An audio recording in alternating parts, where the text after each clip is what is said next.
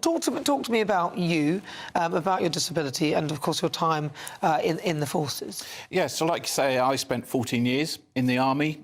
During that time, I deployed on multiple operations around the globe, from Northern Ireland to Kosovo, Iraq and Afghanistan. And then I came out a decade ago with a spinal condition, degenerative disorder of the spine, and basically I got 7 prolapsed discs in my spine, at my neck and at my lumbar. Okay. And the result of that is they rub against my spinal nerve. So I experience chronic pain every minute of every day, wow, basically, and that's just got worse over years. So is it kind of like bone-on-bone rubbing? And what about because in between each of the spinal, the vertebrae, you've got discs, haven't you? Yeah, so are they all squashed or suppressed, or? Yeah, so some of them are worse than others. Yeah. So my neck is the worst point, where there's 3 discs where they have no fat in between at all.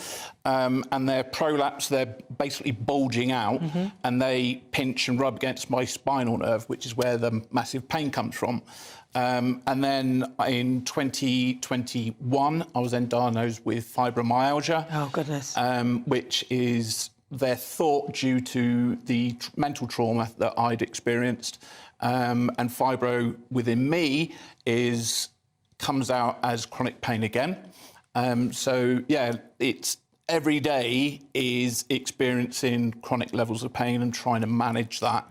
And I'm what is known as an ambulatory chair user, so I can still stand, and I have limited walking capability, which many of you probably wouldn't even realise when you're in a wheelchair.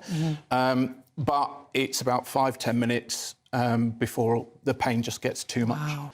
But I really experienced over the past 18 months, I've been battling suicidal ideation, so thoughts of suicide, which has been brought on from, I was in this chair from 2021, right, so middle of COVID, and I moved to a new place literally 2 months before COVID started.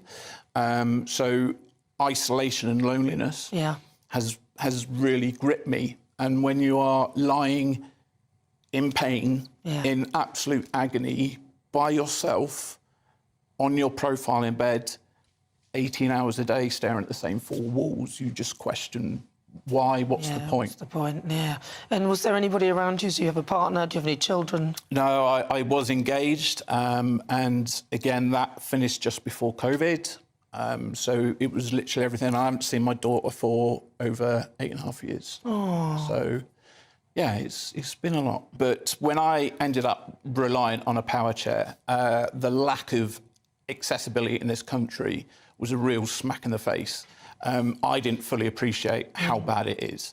And I was still, even though I've been out the Army 10 years, there's still a part of me, there's that cheeky little soldier is in there wanting to push the boundaries and do more. And so I wanted to go up Snowdon. And I'd seen some spinal charities do like a chair pull. So it's not new for a wheelchair to go up Snowdon, right? It's nothing new. But usually it's teams of 16 to 20 people. And I'm like, well, that's rubbish. Why is that the case? We should be able to do that at least with just a few people. So I went to my local engineering firm and I said, look, I just want to have something with 4 wheels, electric motor, to try and do Snowdon in. And the firm, can I mention them? I don't know. Go for it. Yeah, so Rock Engineering, the guy is absolutely amazing. They've only been in business a year when I rocked up.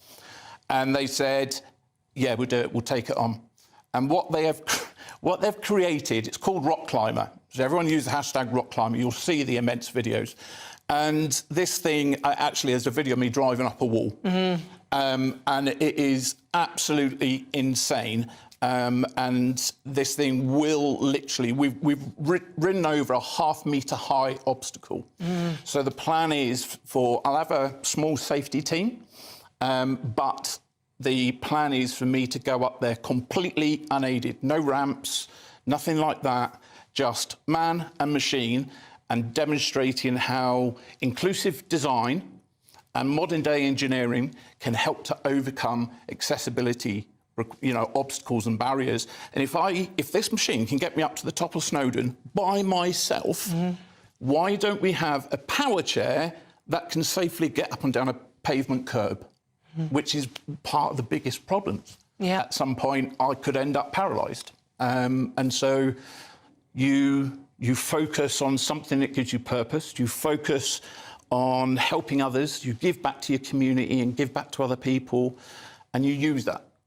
And you use that to keep yourself going. You create those memories. I remember the show last year, speaking with Mark Nolan, when I overtook the F1 Red Bull car in a power chair, and that was last year. That wasn't on my to-do list. It wasn't on my bucket list. Never thought I'd be disabled. And now, a year later, I'm now about on the verge of taking this insane machine up a mountain. And if I'd actually acted on my thoughts and gave in to them last year at any of the points, I wouldn't have experienced any of those things. And I say to people now, whatever you've got going on, you've got to keep on keeping on. You've got to keep on going, because you just don't know what's around the corner, right? I'm all over social media, TikTok, Instagram, LinkedIn, Facebook, whatever, or disabledadventurer.com. So because I've got this brand new spanking chair by Quantum now, which is amazing, so my old power chair, I'm going to give it away. So they're servicing it, and we're going to give it away for free to someone to help someone else. I wanted it to be about the mission. I didn't want it to become another fundraiser. Yeah, I know what you mean. And they absolutely did last year. Yeah. And thank you for every single one of you for all your support, all your donations, and all your help. Because honestly, it's kept me here. So thank you. Well, listen, it's such a pleasure to talk to you, Nick. It really is, and good luck with it all. And, when you are doing these videos and stuff, maybe you can get some stuff on my show and we'll get you telling us where you are, and we'll obviously not in too much detail, otherwise you will have that mad rush to Snowdonia. But, just keep us posted on what you're doing. Absolutely will. Thank you ever so much. It's a pleasure to meet you. That is the fabulous Nick Wilson.